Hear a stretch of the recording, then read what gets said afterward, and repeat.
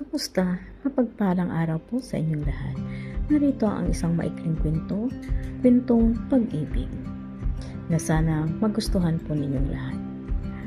At kung bago po kayo sa aking channel, sana pakisubscribe lang po.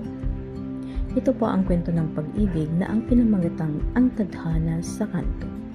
Si Maya ay isang dalagang masipag at mapangarap. Bawat umaga, sabay siyang sumasabay sa agos ng tao patungong Maynila. Sa isang kanto, sa gitna ng ingay ng lungsod, doon sila unang nagtagpo ni Leo, isang musikero na may malambing na tinig. Isang araw, natapon ang dala niyang libro at si Leo ang siyang sumalo nito. Sa pagbawi ng libro, hindi nila napigilan ang mapatitig sa isa't isa.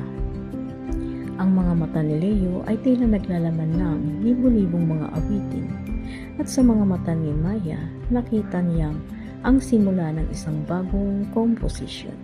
Mula noon, naging paborito ni Maya ang kantong iyon.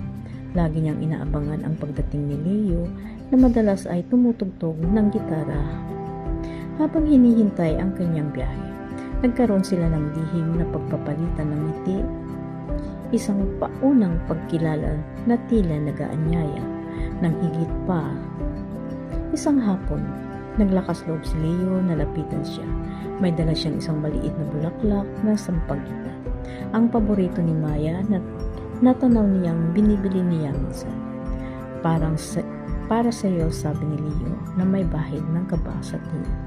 Simula noon, nagpatuloy ang kanilang pag-uusap. Nalaman ni Maya na si Leo ay nag-aaral habang nagtatrabaho upang matustusan ang kanyang pangarap na maging isang kilalang kompositor.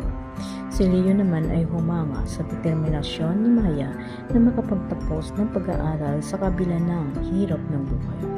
Ang kanilang mga pangarap, bagamat magkaiba, ay nagkaroon ng iisang salik, ang pag-asa at ang pagmamahalan na unti-unting namumuo sa kanilang puso.